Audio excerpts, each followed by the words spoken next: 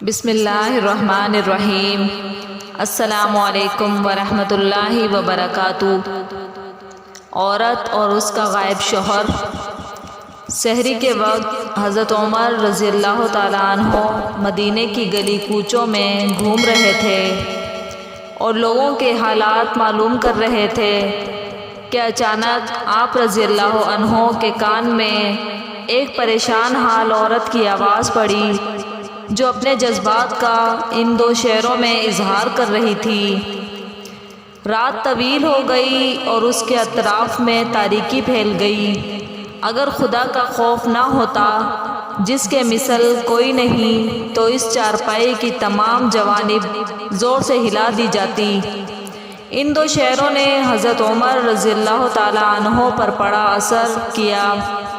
اس عورت سے اجازت لی، پھر تشریف لا کر پوچھا، تو کیوں پریشان ہے؟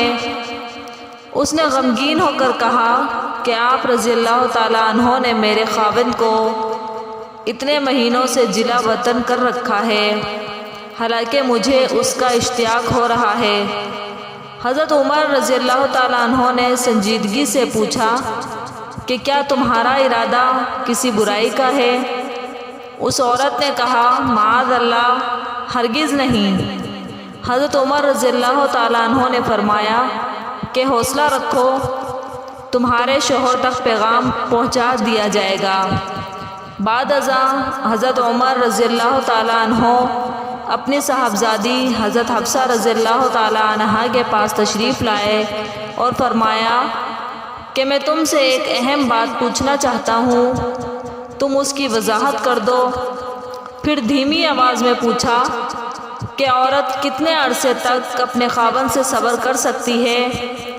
ام المومنین حضرت حفصہ رضی اللہ تعالیٰ عنہا نے اپنا سر شرم کے مارے نیچے کر لیا تو حضرت عمر رضی اللہ تعالیٰ عنہ نے ان پر تخفیف کرتے ہوئے فرمایا کہ بیٹی، بے شک اللہ تعالیٰ حق بات کہنے سے شرم نہیں فرماتے۔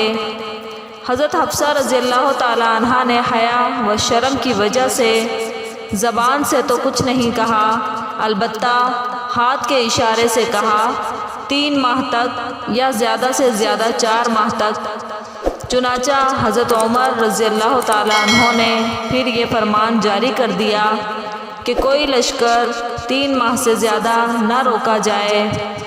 معزز ناظرین، امید کرتی ہوں کہ میری آج کی ویڈیو آپ کو بے حد پسند آئی ہوگی۔ اگر ویڈیو پسند آئے تو ویڈیو کو لائک ضرور کیجیے گا اور کمنٹ سیکشن میں اپنی رائے کا اظہار ضرور کیجیے۔ مزید ایسے اسلامی واقعات دیکھنے کے لیے میرے چینل کو سبسکرائب ضرور کیجیے گا۔ ملتے ہیں آپ سے ایک اور ایمان افروز واقعے کے ساتھ، تب تک کے لیے اللہ حافظ۔